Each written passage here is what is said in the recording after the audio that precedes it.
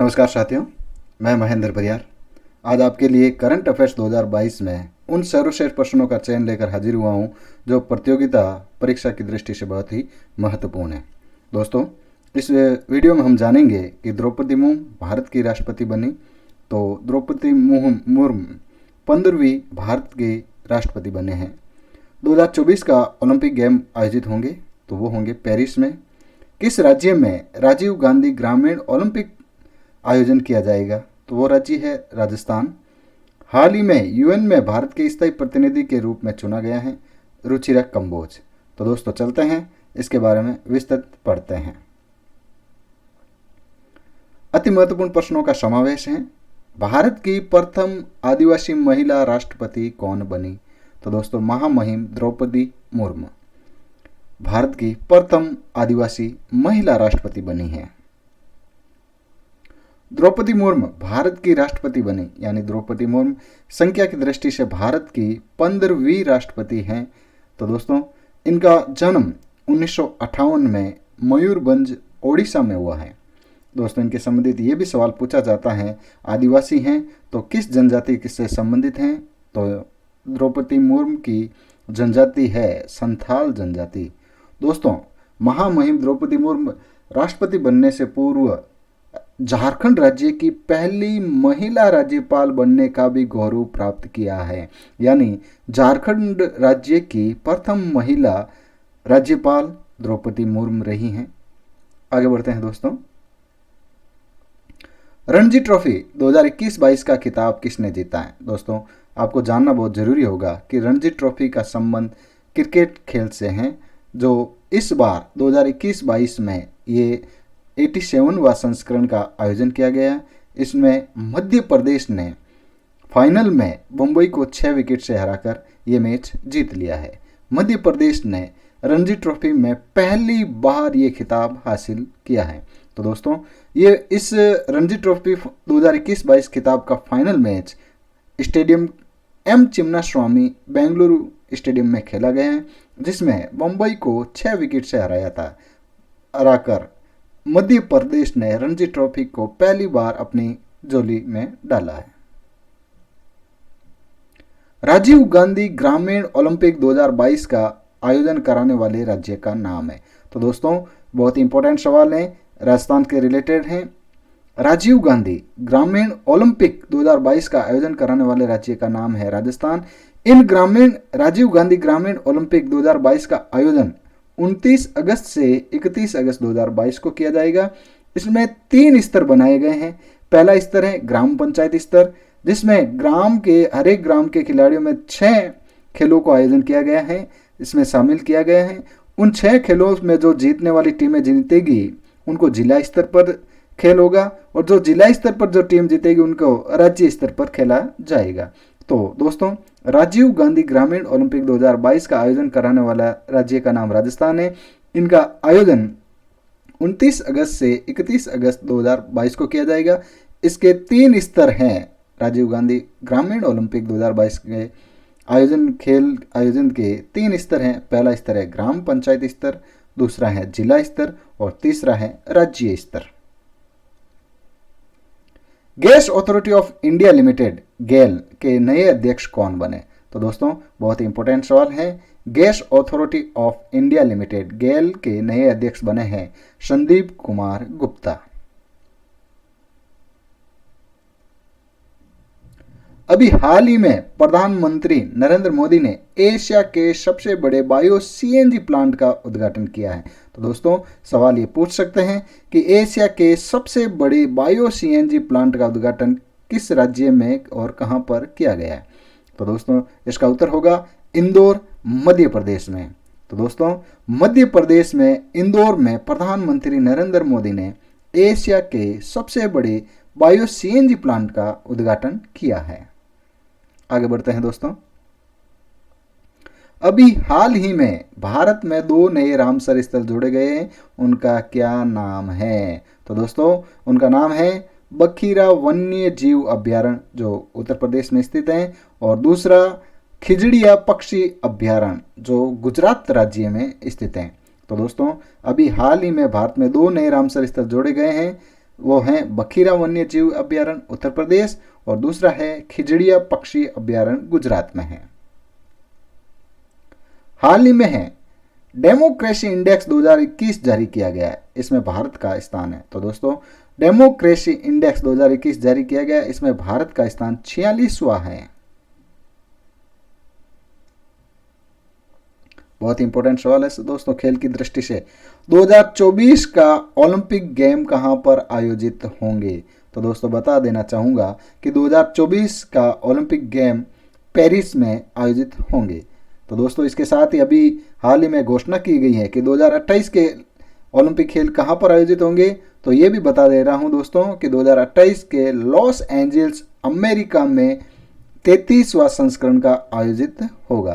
तो दोस्तों इसके साथ मैं आपको पूर्व में बता देता हूं कि 2020 में टोक्यो में ओलंपिक खेलों का आयोजन हुआ था, जो 2020 में होना चाहिए था, लेकिन कोरोना महामारी के कारण पहली बार ओलंपिक गेम को भी स्थगित कर दिया गया, जिनका आयोजन 2021 में किया गया। ये ओलंपिक गेम का 32वां संस्करण था। तो दोस्तों 32वां संस्करण टोक्यो में हुआ था, 33वां संस्करण पेरिस में होगा और 34वां संस्करण 2028 में लॉस एंजल्स अमेरिका में होगा। देश के आज़ादी की 75वीं वर्षगांठ पर इंडिया की उड़ान परियोजना किसने शुरू की है? दोस्तों अभी 15 अगस्त 2022 को देश 75वीं आज़ादी की 75वीं वर्षगांठ मना रहा था, जिसे देश में अमृत उत्सव कहा गया है। तो इस 75वीं वर्षगांठ की पर गूगल ने एक परियोजना प्रारंभ की है जिसका नाम है इंडिया की उड़ान। तो दोस्तों सवाल पूछ सकते हैं कि देश के आज़ादी की 75वीं वर्षगांठ पर इंडिया की उड़ान परियोजना किसने शुरू की है? तो दोस्तों ये परियोजना शुरू की है गूगल ने। इस परियोजना में समृद्ध अभिलेखागार और कलात्मक चित्रण के जरिए देश के गौरवमय कहानी बयां की गई है। देश की गौरवमय कहानियों को बयां की गई है। तो दोस्तों याद रखें इंडिया की उड़ान परियोजना किसने शुरू की है? तो दोस्तों गूगल ने शुरू की है। बहुत इंपॉर्टेंट क्वेश्चन है दोस्तों। भारत की पहली डिजिटल लोक अदालत कब और कहां शुरू की गई? तो दोस्तों भारत की पहली डिजिटल लोक अदालत राजस्थान में 13 अगस्त 2022 को शुरू की गई है। भारत की पहली डिजिटल लोक अदालत AI पावर्ड आधुनिक लोक अदालत का उद्घाटन जयपुर में किया गया। तो दोस्तों बहुत ही इंपॉर्टेंट प्रश्न है, भारत की पहली डिजिटल लोक अदालत कब और कहां शुरू की गई है? तो कब का है? तो 13 अगस्त 2022 को राजस्थान में जयपुर में की गई है। तो याद रखें दोस्तों कि भारत की पहली डिजिटल लोक अदालत का उद्घाटन 13 अगस्त 2022 को जयपुर में किया गया। वर्ष 2026 में होने वाले फीफा वर्ल्ड कप की मेजबानी कौन करेगा? तो दोस्तों वर्ष 2026 में होने वाला फीफा वर्ल्ड कप की मेजबानी अमेरिका, मैक्सिको और कनाडा तीनों देशों को संयुक्त रूप में मेजबानी मिली है। तो दोस्तों वर्ष 2026 में होने वाले फीफा वर्ल्ड कप की मेजबानी अमेरिका, मैक्सिको और कनाडा देश करेंगे। आगामी होने वाले COP 27वें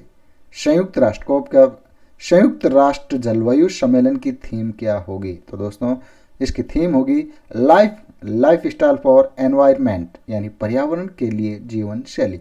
बहुत इंपॉर्टेंट है दोस्तों कि आगामी होने वाले COP 27 सम्मेलन की थीम क्या होगी।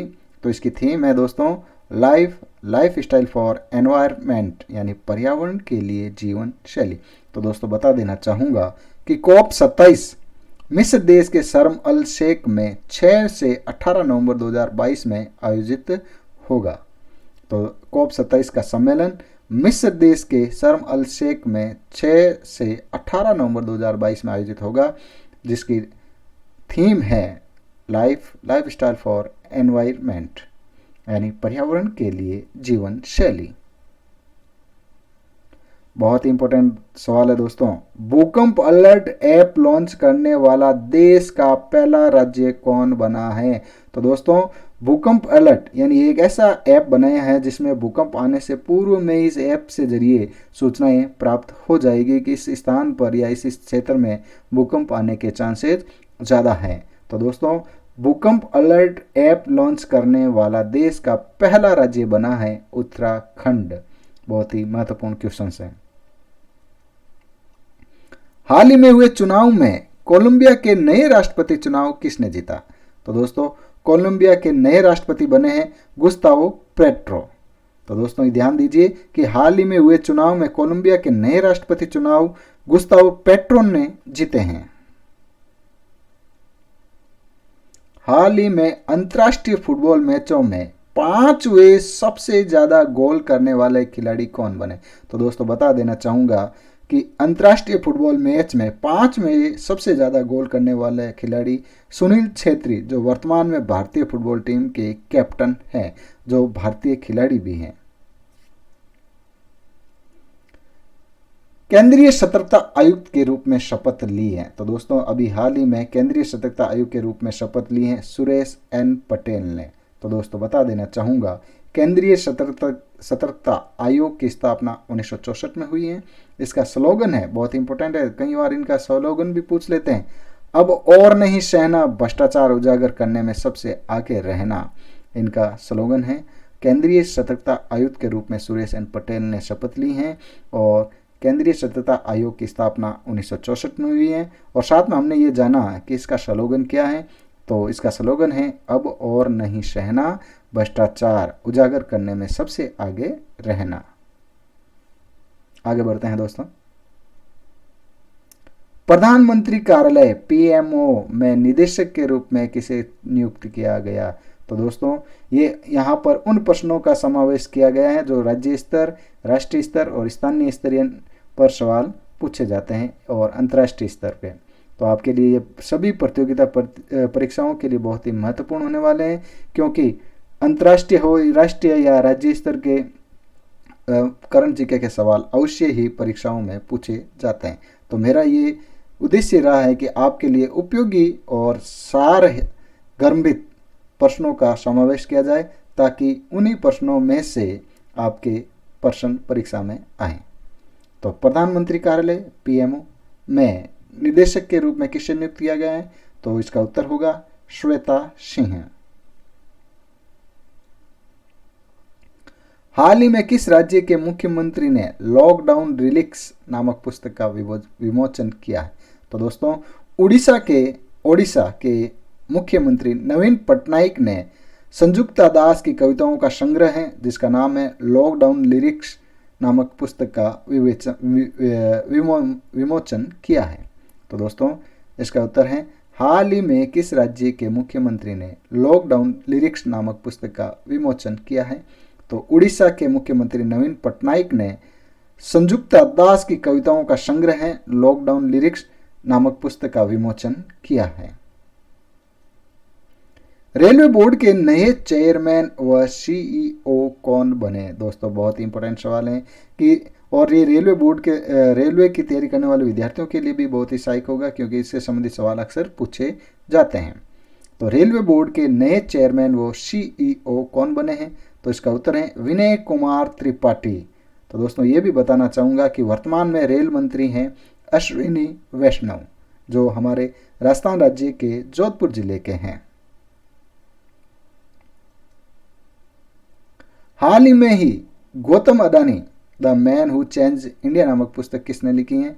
तो दोस्तों बहुत ही इंपॉर्टेंट है, क्योंकि एशिया के सबसे बड़े अमीर आदमी गौतम अडानी पर लिखी गई किताब the man who change India नामक पुस्तक लिखी है RN भास्कर ने। हाल ही में यूएन में भारत के स्थायी प्रतिनिधि के रूप में चुना गया है। बहुत ही इंपॉर्टेंट सवाल है दोस्तों। हाल ही में यूएन में भारत के स्थायी प्रतिनिधि के रूप में चुना गया है जिसका नाम है रचिरा कंबोज।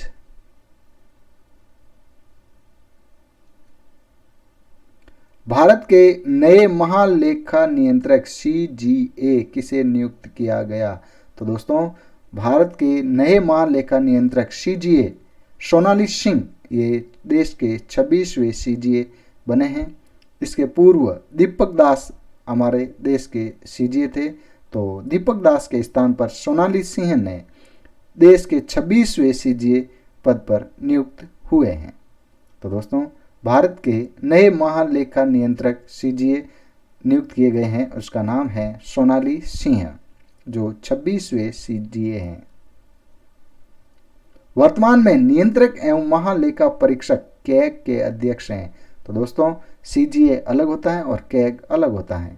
तो वर्तमान में नियंत्रक एवं महालेखा परीक्षक कैग के अध्यक्ष हैं गिरीश चंद्र मुर्मू। केंद्र सरकार ने इसरो के अध्यक्ष पद पर किसे नियुक्त किया गया है? तो दोस्तों, बता देना चाहूंगा कि केंद्र सरकार ने इसरो के अध्यक्ष पद पर डॉक्टर एस सोमनाथ को नियुक्त किया गया है। तो साथ में ये आपके लिए बहुत इंपॉर्टेंट रहेगा कि इसरो की स्थापना 1969 में हुई है, जिसका मुख्यालय बेंगलुरु में स्थित है। दोस्तों, आपको वीडियो कैसा लगा? आपके लिए उपयोगी जानकारी रही है? आपको पसंद आए तो इसको लाइक, सब्सक्राइब और शेयर जरूर कीजिए। साथ में हम नवीनतम समसामयिक के साथ में संस्कृत विषय की तैयारी करने वाले विद्यार्थियों के लिए भी संस्कृत के विषय से रिलेटेड हैं, उनके वीडियो भी अपलोड करते हैं। तो धन्यवाद दोस्तों, बने रहिए हमारे साथ संस्कृत सीधी यूट्यूब चैनल में। जय हिंद।